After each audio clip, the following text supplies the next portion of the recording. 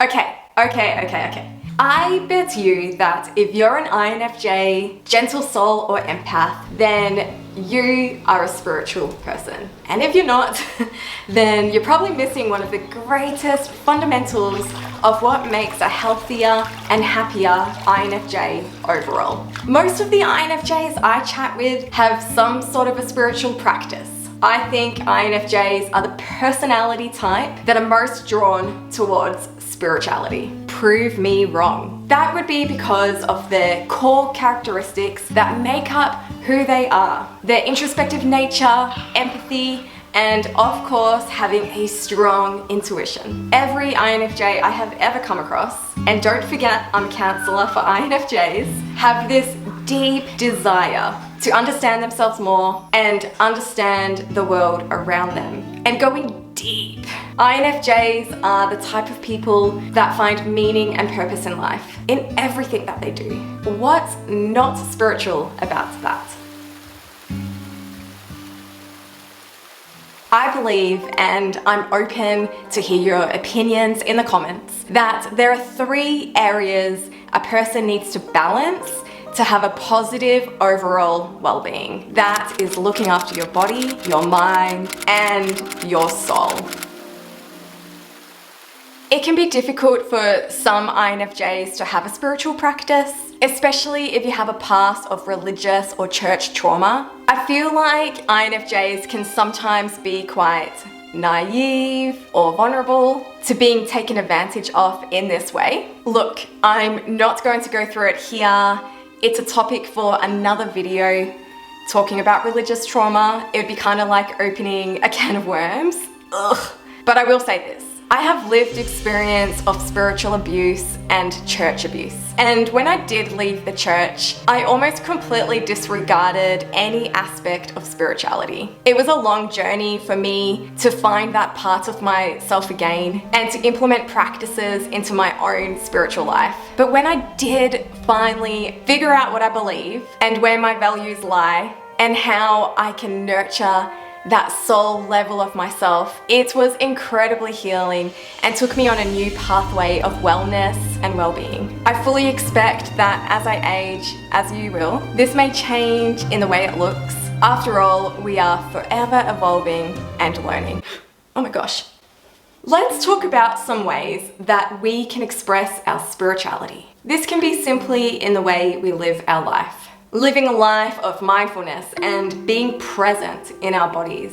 I know that as an INFJ, it can be incredibly hard to be in our bodies, which is why I think it's important that we make this a daily practice. We can learn to live mindfully in the simple tasks, such as when we are hanging up the washing.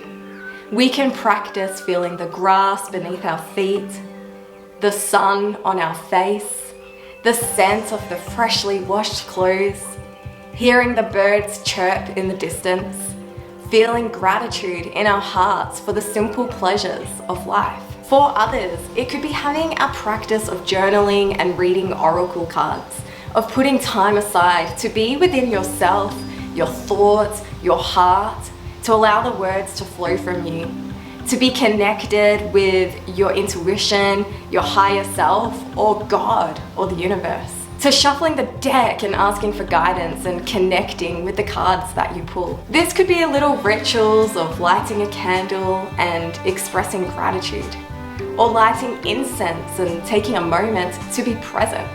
For others, it could be prayer and meditation, trusting that whatever is happening in your life, that it will be all okay. That the next steps will be revealed to you, holding hope and peace in your heart. It could be having a life of dance and song, moving your body, sharing your voice, expressing your spirituality through this way.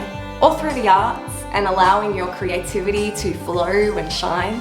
For others, it could be living a life of kindness and giving to others, for standing up for the rights of the disadvantaged, or giving back to your community. It could be doing random acts of kindness and choosing to be a blessing to others through your generosity. Spirituality could look like connecting with creation, nature and the animals around us, or paying attention to the phases of the moon, being with our pets, feeling the earth under our feet, talking with the birds and wildlife.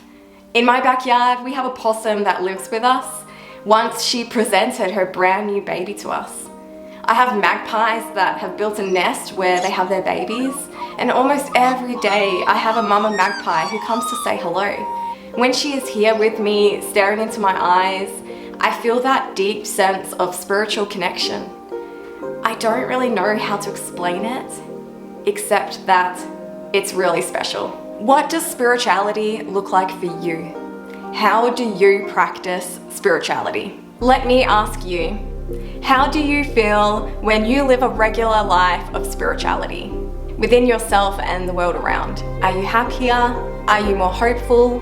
Do you feel like you're in a better place of healing when you connect in this way? If you feel like you need extra guidance or to talk to someone about your spiritual practices and figuring out what it is that you believe, my doors are always open for counselling appointments.